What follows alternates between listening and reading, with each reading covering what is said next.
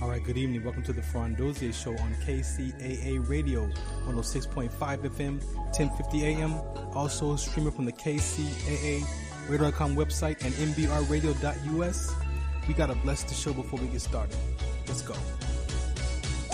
When I was in my mother's womb, I had a calling on my life to do something in the glory of God and marry it like a wife.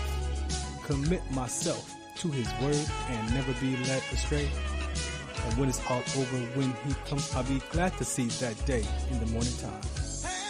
Opinions expressed in this program are those of the speakers and do not necessarily reflect the views or positions of any entities they represent. Find us on the web at MBRadio.us. Some of us still carry the burden of battle. It threatens to drown us in our everyday lives. In battle, we had our weapons and combat gear to keep us safe, to keep us confident. But when we returned home, we were not armed with weapons and gear to cope with our own minds.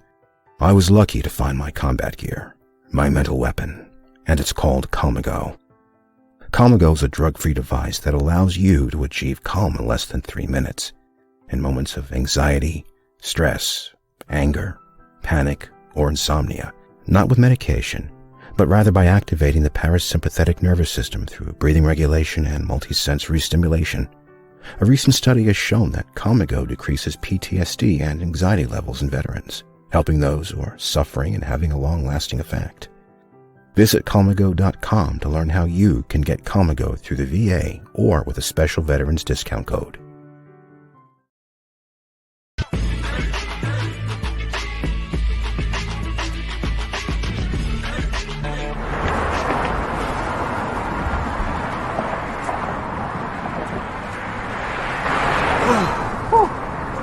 Hey, what's up, man? How you doing? I'm blessed, my brother. How you doing? I'm good, man. I'm good. Hey, did you see the game last night? Oh, that was a good game. But did you see the shot? I lost money from that shot. Oh, too, man, that shot was cold, I man. hated it, but it was good. Damn. What's in those jeans? You really want to know? I do. Exhaustion, muscle spasms, asthmatic issues, unexpected sickle cell trait crises. Damn. Are you serious? When I was young, I found out I had sickle cell trait. My mom's told me, but I ain't have no knowledge of it. But when I got older, I had a child, and the doctor told me my daughter has sickle cell trait. Do you know the facts that both parents have sickle cell trait? There's a 50% chance the child may have the trait, and 25% chance the child may have the disease. Hey, that's what's the count. Do you know that 2.5 million people in the United States have sickle cell trait, 300 million people globally? I didn't find out I had sickle cell trait until I was in the Army 10 years. Next thing you know, I had a sickle cell trait exertion site. Sickle cell? I thought that was a black gene or something. Nah, man, the Latin community is number 2. 1 out of 36,000 babies are being born with sickle cell disease. You could be Caucasian, Mediterranean, European. You gotta know your bloodline, man. There is an inherited gene in our community that has been forgotten. The name is sickle cell trait. WDCONSCT, also known as What's the Count, is out to bring awareness, education, and prevention to people all over the globe. Want more information? Call us now at 323-215-5384 or visit www.wdconsct.org.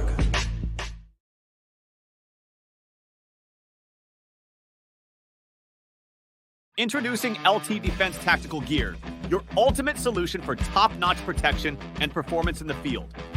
Our armor bundles provide unmatched safety and comfort, while our battle belts and holsters ensure quick and easy access to your gear.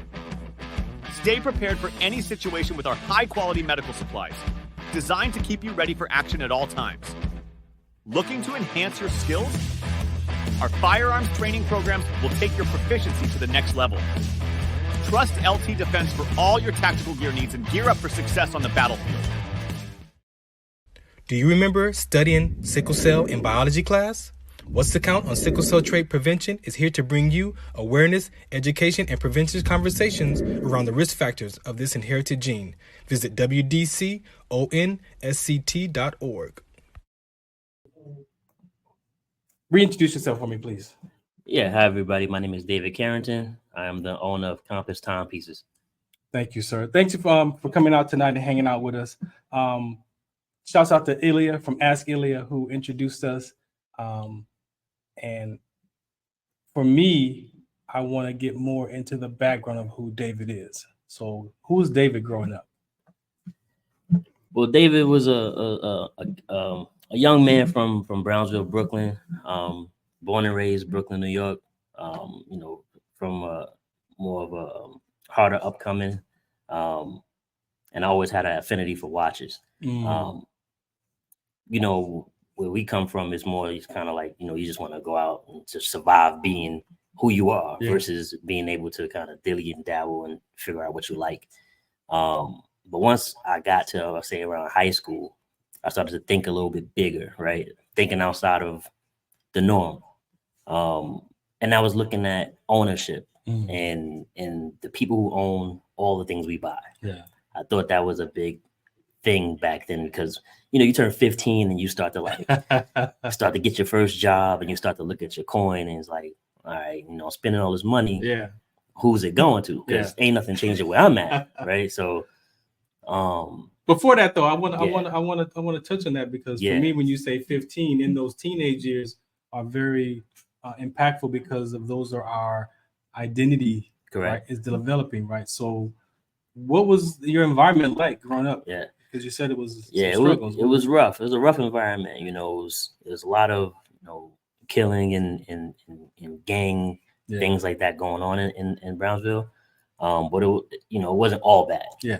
You know, you have your flowers that grow from the concrete too. Yeah. You know, like a lot of famous fighters come from where I'm from, right? So you got to kind of use that as an analogy towards a successful life coming from there too. It's like, you know, you got to fight to survive and you got to fight to make something of yourself. No doubt. So when you see a lot of, you know, friends pass away and family members pass away early in life, you know, you see death, you know, before you reach 10, you know, things like that. The emotional stress on that, right? Again, because we talk about that mental health, mental toughness. Before we get, I know you play some football. Yeah. But before that mental toughness, where would you say that you equated that mental toughness from? Your environment, your parents, your family? What would you? I would say it's a combination of everything, right? Because you see your parents go through the struggle too. You know, you got grandparents, uncles, cousins that are older male models in your life. And, you know, some pass away due to the streets. Some work all their lives, you know, like my grandfather worked in a candy factory, you know, 40 years. Yeah. And then they shut the candy factory down and told him, gave him his bag, you know, his pink slip, and now it's that, you know, fend for yourself. Yeah. These are all things you kind of take as you grow, and it's kind of just logs in the back of your brain. Yeah. And as a child, that's a lot. It's a lot. It's a lot to see, but you don't understand it right away. Yeah. Right. We talk about perception as a child. That's so important because the environment has a lot to do with our perception growing up. Correct. Yeah. And you have, you know, the male ego, the male got to keep as the head of the family, right? So my grandfather never let that show, you know, as far as him losing his job and having to do different things to put food on the table. Yeah. I think that's a key part of what I saw growing up, and it kind of like gave me the mentality I had once I started to like look at things a little bit different. So what led to the playing football, sports? Yeah. So I mean, when you from the hood, you do everything, right? So you got a bat and a baseball. Yeah. You got gloves. I had every utility tool out there for every sport because you never know what we're gonna play when we go outside. Yeah. It could be kickball, it could be baseball, football. So I gravitated towards football. Big Giants fan, right? So, you know, I'm born in 84. So I got to see 86 and 90. I was young, but I got to see it. So that shaped my football life. You know, my grandfather, everybody else are Jets fans. Yeah. So I was only Giants fan. So you already know I had to kind of go against the grain and who I like. That's just my personality. Yeah, yeah. But I got to see success early as a football fan. And, you know, I wanted to be like David Meggett when I was young, right? So that was my guy, like returning punts and you know, running back, but, you know, quick to make break tackles, things like that. So that kind of led to me starting to play football when I was younger. football segment I call is Fourth Down. Yeah. You know, identity crisis going on. I mean, a lot of that time. look, oh my God. That identity crisis we talked about. How did the football help coming out of that transition from your environment into that sport? Yeah, so it helped because I got to meet more male figures, right? It was important because, you know, you grow up with male figures and you have them as your foundation, but you step out of that and you meet others who are positive influence on your life, right? So you meet them through football, but then you find out they're doing other great things outside of football that because of your connection through football, they involve you in. Yeah. And I got to do that from Pee Wee all the way up to high school, right? So that was a big influence. Yeah. What was the fourth down in high school? How did you not continue that football? Man, I'm gonna keep it real. Yeah. I'm gonna keep it real, man. New York City, you get out of school, all them things walking around. Oh my God, brother. Where's Robert Lamar at, brother? wasn't no Where's Robert practice. Lamar at? Wasn't trying to do no practice. You know, everybody out, girls on the bus at the bus stop. So it was a lot of like, and plus, you know, none of my friends played. Yeah. So it was like, man, you know, nobody to really say, yo, we got to go to practice. You know, it was like one of those, yo, man, we going to the McDonald's. You know, and all the girls gonna be there. I'm like, yo. No. So you already know. So once that happened, you know, got to high school and you kind of just got off track from football and started. I still play like, you know, flag and things like that. You know, with the homie, but you know, and it's hard to. That's why a lot of people in New York go to prep schools in Jersey. That's why they leave. It's too much distractions, man. Distractions. Robert Lamar definitely talks about the distractions. So in all this process, you had a love for the watches. Yeah. Where did that love for the timepiece come from? It came from my appreciation for how tough it was to get one, right? I've always had watches, you know, fashion watches, like, you know, a Guess watch, you know, things like that. But the more valuable pieces, you just don't come across any, you know, unless you're watching music videos and you hear, you know, the rappers talking about it. You know, it was one of those things where it's like, okay, because even I started to look these things up and trying to just inquire more about it, right? And I started looking at the prices. I'm like, dang, all right, so you got to be balling if you want to join that game. What watches were you looking at? Wasn't the Swatch watch? Nah. The Guess? No. I had those. That was easy money. That was, you know, a paycheck. But once I started looking at the Rollies and back then, I ain't going front, Patek and all that wasn't even on the radar. Right, it was mostly Rolex and Longines and things like that. And I was like, all right, these is, you know, G's, like a lot of money.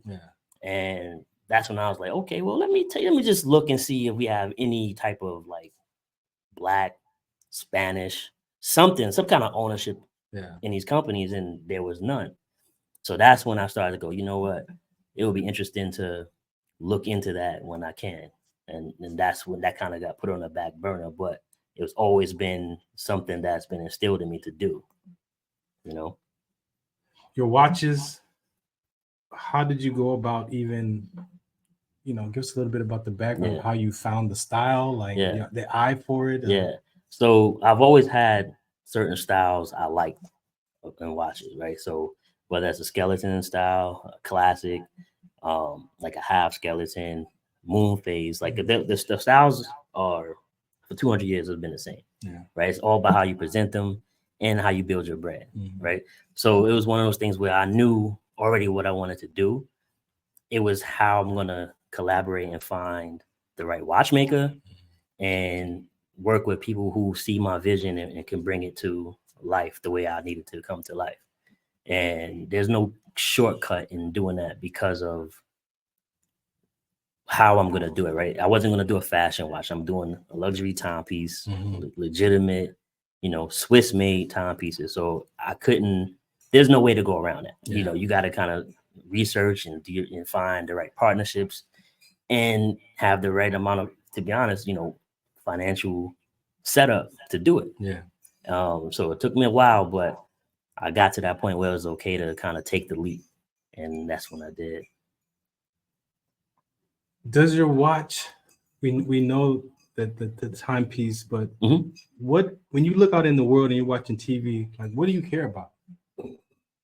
Is there a community of people that you care about? So I care about you know, obviously our community, the Black community, and you know, brown, whoever community, it's all about representation for me, right? So I wanted to, when I told you when I was 15, and I looked up Rolex and all these people, it wasn't none of us on the executive team, wasn't none of us in ownership, and I wanted to change that. That's always been my goal, and to be that beacon for, you know, it's not in the school systems. They don't teach us that we can be watch makers and owners. This is one of those things where it's like, you know, imagine if there was a shop class and you had watchmaking as a shop class, right? Now, how many of the watchmakers that are like us would be in this world that, you know, I want to start my own business? You know how many other watch brands there would be? You know, legitimate, like, watchmaking folks that look like us.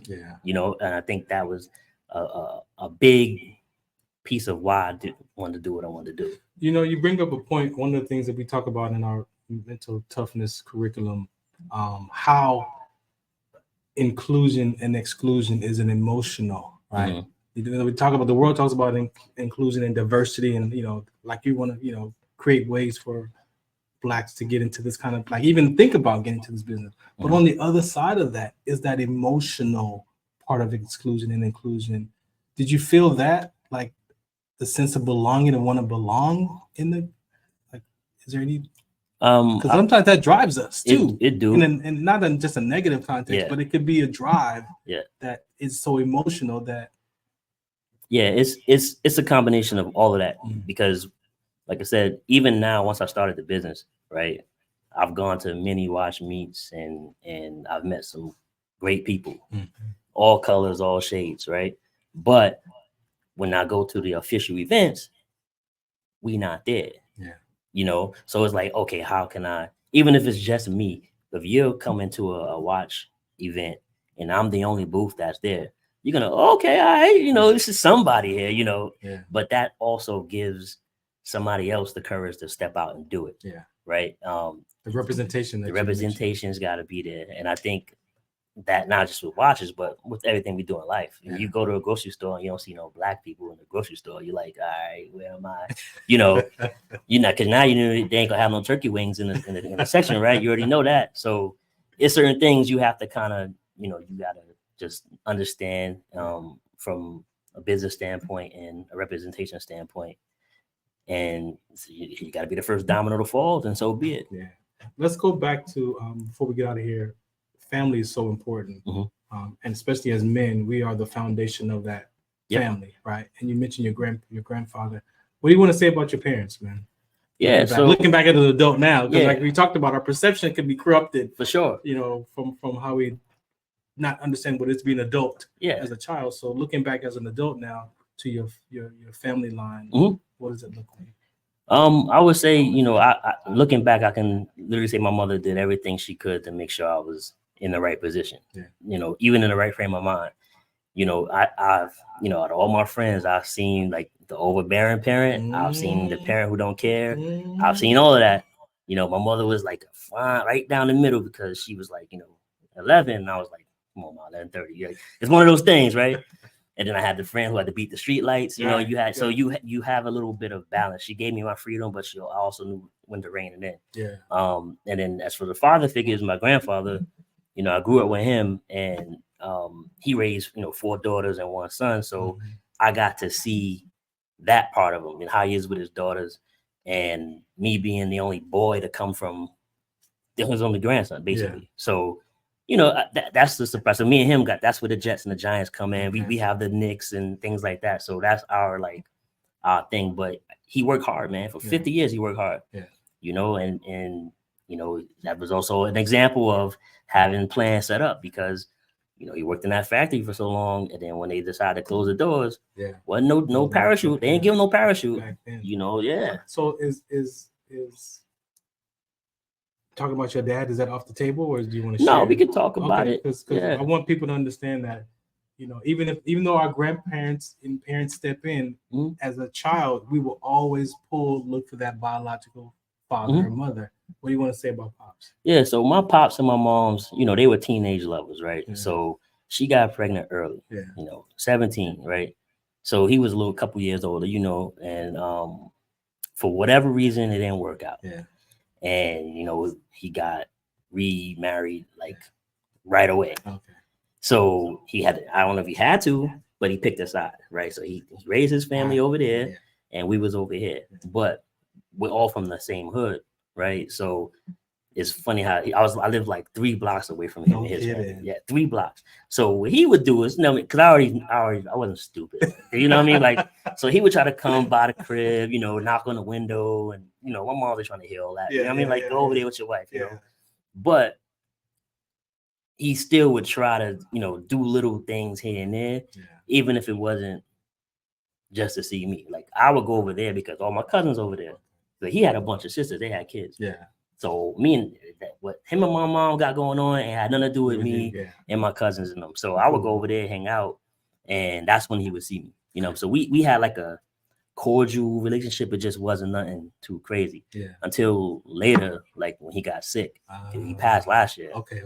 So I would say when he found out he was sick, that's when he really was like calling me every day, and telling me he's proud of me. Because I started the business, he was still alive. Yeah. So it was like, I'm proud of you, son. Keep going. You take care of your family, making it right, making things right. And I understood. My mother didn't raise me to hate him. Yeah. She never talked bad about him to me, even though whatever they went through, she never talked bad about it. She let me form my own opinion. And that's the best thing she could have done, because later on in life, when he started to like find the reality of his situation, he wanted to make things right. He wanted to see his grandkids and things like that. And I like that you open to share that, because again, when we could talk about sports and all this other stuff, but there's life in sports, right? There's life towards sports, and these are the things that our children are dealing with, right? Trying to chase that hoop dream or that football dream as life happens, right? And sometimes, again, as children, we don't understand what it is to be an adult, right? What they go through. Yep. And then how that gets messed up, and then we get distant from our parent. And we're trying to reconcile relationships. Yep. Forgiveness is so important, and just changing your perspective or your perception of that parent could alter your whole life. And why wait till you in your 30s or 40s when we can teach this in the teens and the single digit age? That's a fact. Right. So to me, that's important. Before you go, is that a timepiece in there? Yeah, I actually brought some so you can take a look. Yeah. Let's bring one out.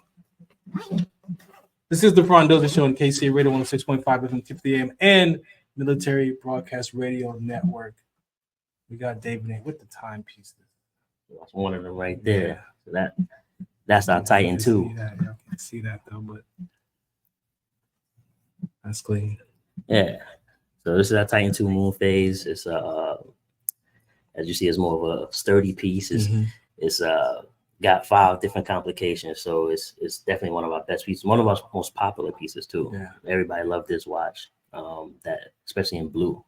That's the most popular color right now. Let's see. Your clientele, is there a target community that you have? Is it anybody first? Yeah, I would say, to be honest with you, I want to make my pieces available for everybody, right? Even if it's in the price range you can't afford, I want you to be able to strive to get one, right? Because I feel the importance of wanting and to reach a goal. Yeah. If I can provide something to be that goal for you to do better, that's the whole point. That's what Compass is about. Right? It's about finding purpose. So as you on your goal and your journey to find your purpose, pick one of these up at every milestone or every point, and there you go. That's why they all named the way they're named. Voyager, Explorer, Pathfinder. So these are all different parts of your life. Anything you want to say before you get out of here, man, that I missed anything you want to cover? You didn't miss anything. I want to just say, find purpose in everything you do in life. Make a difference. That's should be everybody's goal, is to make a difference in somebody's life, whether it's, the many or the little. Just find a way to make your purpose. Cool, man. I appreciate you for hanging out tonight. We're going to take a break. We got the Sports Collective TV, media, radio segment coming up next, man. You're more than welcome to hang out. Again, shouts out to the Sports Collective team. I see that everybody's in the waiting room down there. We are going to play some PSAs and come right back. Thank you for hanging in there with the initial technical difficulties of the Frondoza Show. We got a new setup here. Just trying to make it work. This is what happens when you go live. Anything is possible. I didn't want to pre-record, so anything can go, haywire when you're live. So again, thanks for hanging in there. The Ferran Dozier Show and Military Broadcast Radio Network on Roku TV, streaming on all those streaming platforms as well: YouTube, Twitter, Twitch, TikTok, all that. So catch us streaming every Sunday night at 8 p.m. Pacific time, 11 o'clock on the East Coast. The Ferran Dozier Show. This is our sponsor right here. Call me go. Some of us still carry the burden of battle. It threatens to drown us in our everyday lives. In battle, we had our weapons and combat gear to keep us safe, to keep us confident. But when we returned home, we were not armed with weapons and gear to cope with our own minds. I was lucky to find my combat gear, my mental weapon, and it's called Calmago. Calmago is a drug-free device that allows you to achieve calm in less than 3 minutes. In moments of anxiety, stress, anger, panic, or insomnia, not with medication, but rather by activating the parasympathetic nervous system through breathing regulation and multisensory stimulation. A recent study has shown that Calmago decreases PTSD and anxiety levels in veterans, helping those who are suffering and having a long-lasting effect. Visit Calmago.com to learn how you can get Calmago through the VA or with a special veterans discount code. I mean, LeBron James, year 23, right? Let's say he's in year 22 right now, goes year 23, right? Does he retire or does he take this amazing amount of money that someone's going to offer him because he's a free agent? It's going to be a type of number that you've never heard of at this age for a guy. And to add to that, like I said, it's going to be such a large number. He's not going to be able to turn it down for 1 year. We're talking like 100 mil. Watch. What do you said say it first? Absolutely not. No way. Nobody's paying that kind of money. Not with all these aprons now. No way. Oh, no, the apron. I don't know, man. Some people gonna have to. They trying to figure it out. There's some teams that need that kind of money, and the the return on investment may be worth it. Yeah, it'll be a bad team. It won't be nobody Definitely good. that. Oh no, definitely that. I'm talking about like the new Vegas team that'll come in next year after that. We might talk about the Pelicans, who's owned by the NBA, right? That type of thing, right? Just kind of thing. A little brainstorm, just a little sprinkle. Do you say the Pelicans? What's going on though? You ready to get started, man? Always. Let's go. Who you want to bring up first, man? We got everybody's ready. Robert Lamar on. Did you get Rob? Robert Lamar is not today. Oh, he wasn't. Okay, no doubt. We can get it on. Let's bring on Coach Deanna. Coach Deanna, all right. Coach. What's up? Hi, everybody. It's Dina. How you doing? I'm well. How are you guys doing tonight? Great. Thanks for hanging out with us tonight. Of course. Thanks for having me. All right, go ahead. I'm gonna let you and Coach take it away. Well, let's go on. So first, I want to say thank you for coming on. It was a great opportunity to be able to connect with you, right? And it's something and a topic that's very needed to be, brought some light, right? Let's bring this some light. So let's start off with giving the introduction of who you are and, some of the things that you've been able to accomplish. Excellent. So my name is Dina Guidry. I am originally from Decatur, Illinois. I currently reside in Southern California. I am a girls flag football coach at Los Alamitos High School, along with Coach Bill, who is our head coach. I am also a linebacker defensive assistant coach with the Texas Elite Spartans out of Dallas, Texas. And I am a former Bruin. I guess you can see back there in the back where I used to triple jump. And I was coached by Bob Kersey until 2004. Amazing. That's a lot, but I would like to start with just kind of the impact, right, of the game and flag football. That's like a new trend, right? Nationwide, the girls are now in the phase where they can get scholarship offers and great opportunities to grow. So what has that experience been like for you becoming a coach, right? And being able to educate these young ladies at such a beginning phase of the culture with women's sports? Well, like now is a perfect opportunity because, like I said, I played tackle for a while, and we never got the opportunity to really go mainstream yet. You know, we're still trying to work on that. So when the NFL started to back flag football, it took off, and it's been amazing. You know, it provides another avenue for girls to actually be able to participate in the sport of football, but also, again, like you said, achieve scholarships and be able to, you know, show a subset of skills that normally they wouldn't be able to, you know, show out there in other sports. So Right. with it now being, you know, in the NAIA schools, and you could get a scholarship again to play in college. In the next couple of years, they're looking to have it go to D1. And then after that, of course, we all know that the Olympics will have it for the first year in 2028. So these girls are like, the high school girls are like in perfect position to, you know, start to excel and get ready for those 2028, 2032 Olympic Games. Right. Especially kind of in this pocket, right? Like they will be kind of the first wave of professionals that'll come into it. Like kind of like we talked about the other day when the WNBA started, right? It kind of like there was that wave of women who are now coaches and broadcasters and all that type of stuff. And I feel like that's what the phase we are at with women's football, whether it be tackle or flag. Can you give us a little insight on what your professional, you know, run was like? How is it playing in the, you know, that women's adult league, the WNFC, you know, right? Yeah. So like major shout out to the league, major shout out to all those ladies that, you know, get out there and put it on the line all the time. Can you give us a little bit about what that experience was like?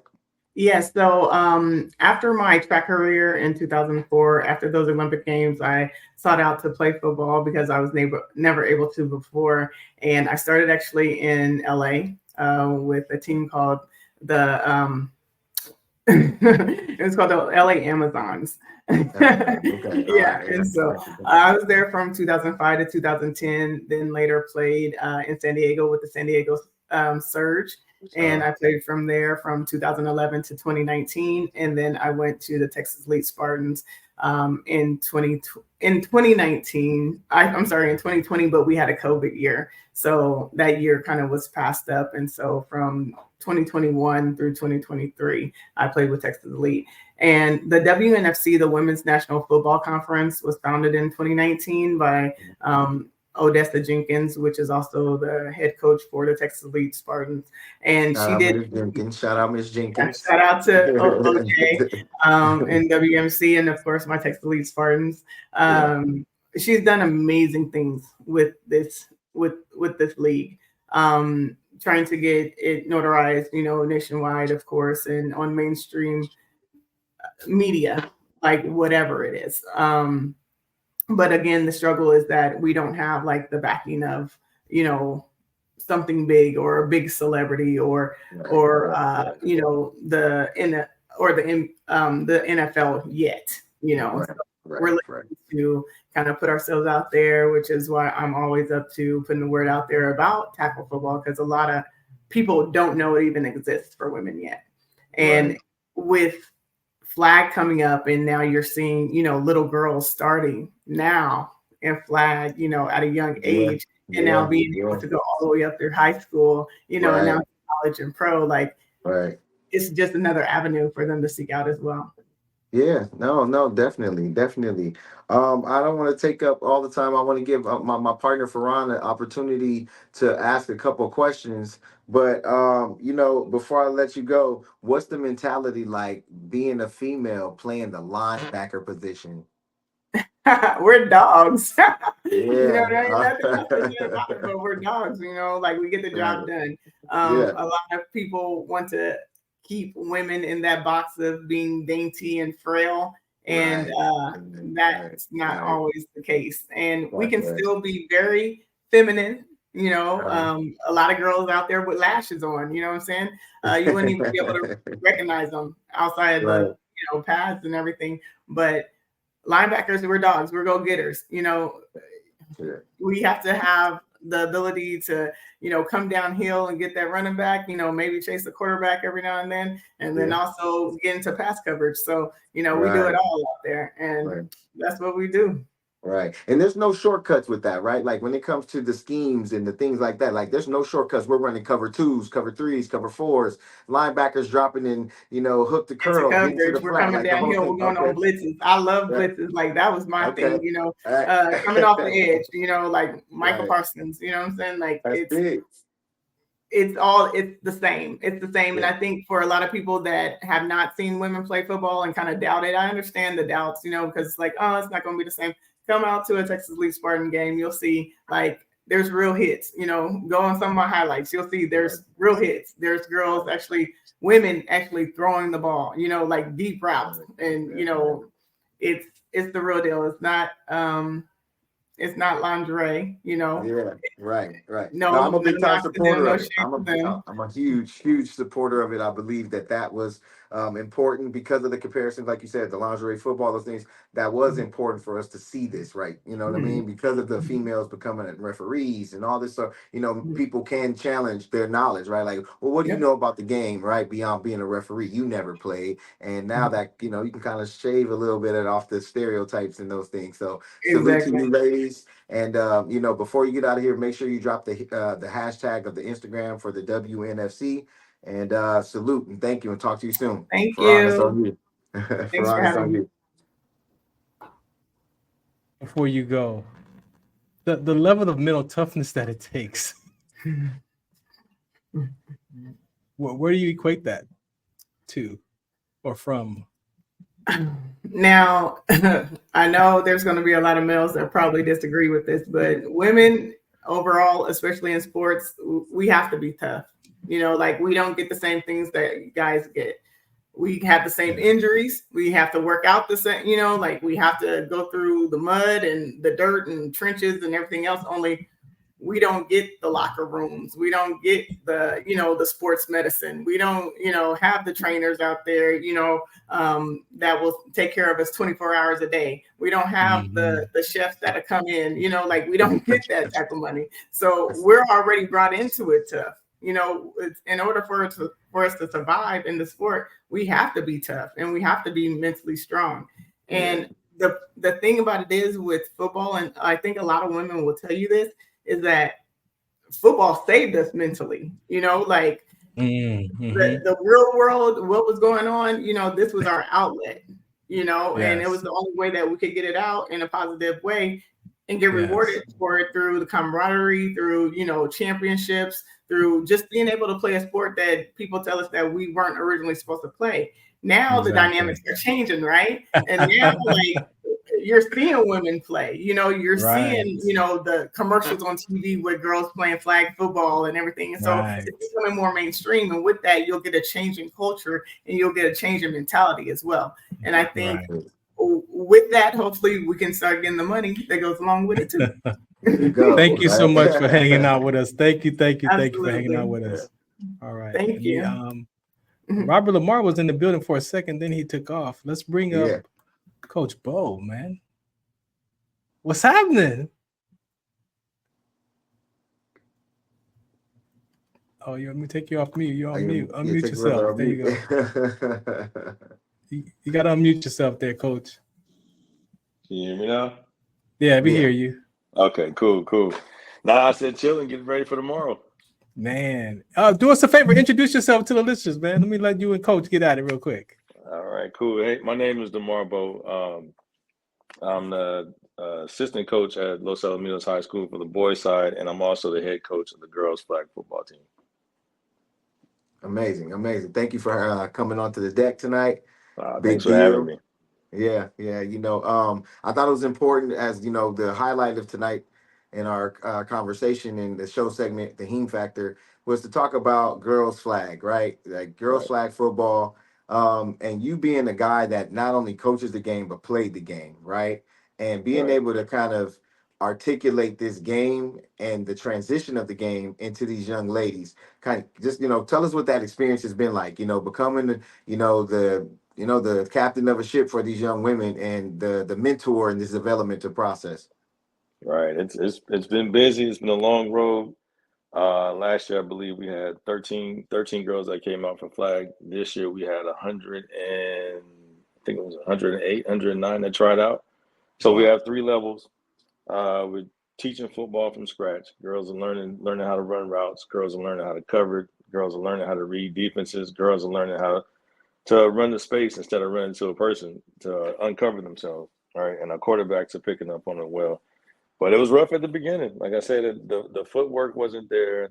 The talent was there because they're all athletes. They all play other sports, but the understanding of football was far from where it is now.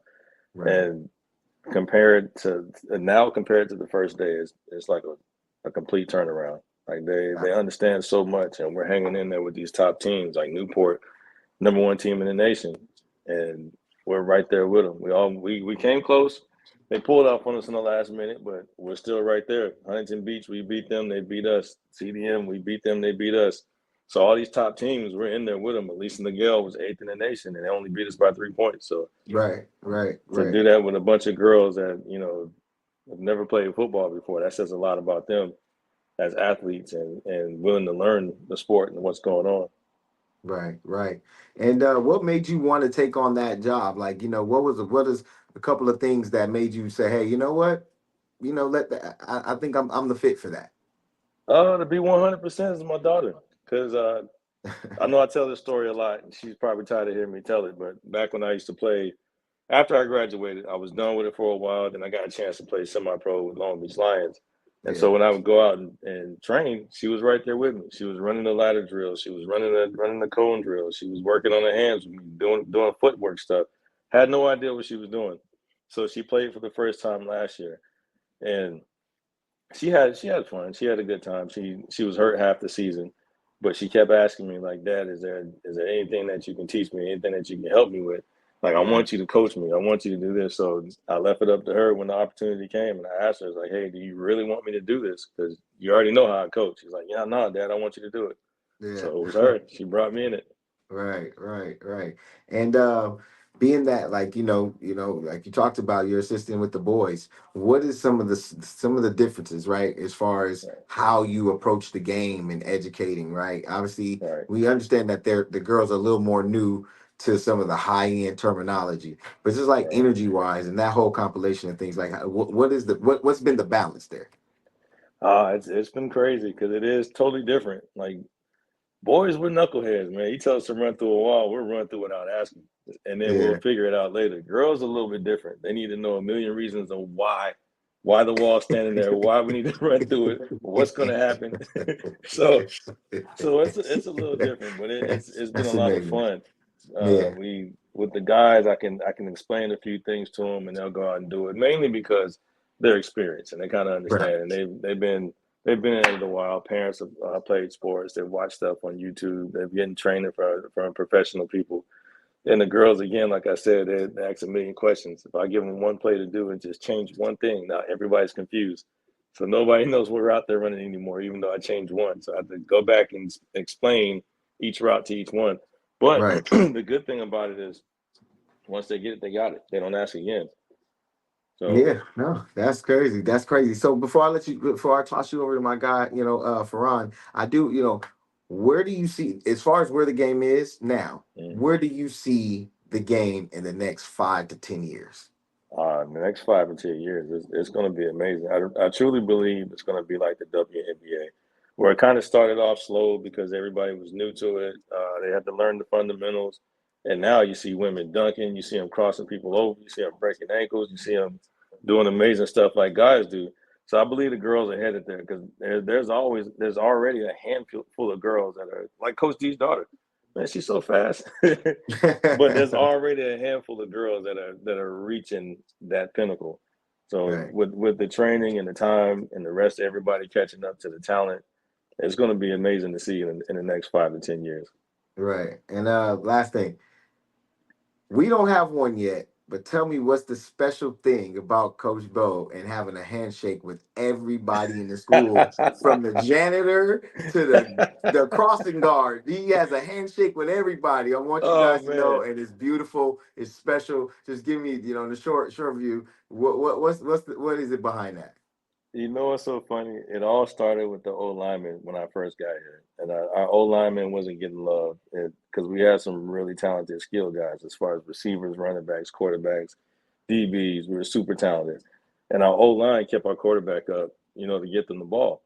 So my way of showing them love was just coming up with a handshake. I'll walk up to them, do the handshake, tell them I love them every day, and then all of a sudden other people started picking up and wanting to learn it, and it just started spreading like wildfire. So everybody knows the handshake, and then there's those that are close to me have their own personal ending. So there's like a million of them with different personal endings. I don't really remember until we get into the handshake. Right.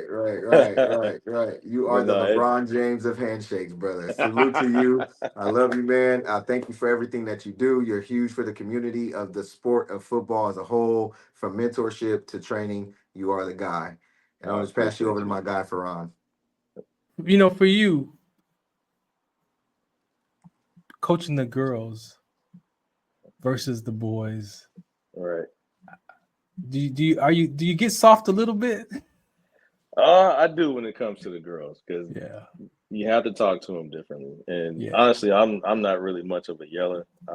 I've had multiple different coaches have done different ways, and the one that stuck with me is my college coach, was Billy Joe, and he didn't yell. He found ways to communicate with you without yelling. And don't get me wrong, I have coaches that yelled at me, and it was great. I mean, I understood exactly what they were saying. I understood the reason why I got yelled at or whatever was going on. But for some reason, he stuck with me. And I always say, like, if I'm going to coach, that's going to be my style. I want to be able to communicate with my kids, my students, my athletes, without yelling at them. And so that's always been my thing. I feel like I don't really raise my voice. I always pull them to the side and correct them. I'm not one to call you out in front of other coaches. Right. I don't want you to feel like I'm trying to show you up because you made a mistake. I want you to understand that I'm on your side. So I'm gonna talk to you, but I'm gonna pull you to the side, so that way you made a mistake. I know you made a mistake, and we're gonna fix it. So, with the girls. Oh, go ahead. I'm sorry. No, go ahead. I thought you were done. Nah, with the girls, it's pretty much the same kind of coaching, but it's a little bit harder because you got to reel them in because there's so many different pockets of conversation. So every now and then you gotta start barking just a little bit just to get their attention. But it's been good. I was talking to the first guest, David, offline while you were talking, and for myself, I can't play basketball like I used to from my sickle cell trait injury. Was coaching something that that led you to kind of stay connected to the game? Absolutely. One of the things, I played sports all my life. I'm from Miami, so my dad didn't believe in downtime. As soon as one season was over, it was on to the next. So it was basketball, baseball, jiu-jitsu, boxing. We pretty much did everything. Yeah. And so, and then sports was also my way out. Like, one of the things, like, I don't really share with that many people, but Miami's kind of rough. So being in that sports environment kind of took you out of those dangerous environments. And then even when I went back home from college, whenever something was going down or was going to happen, all my neighborhood friends were like, "Hey, get out of here! You got something special that you're doing. Get out of here. We don't want you involved."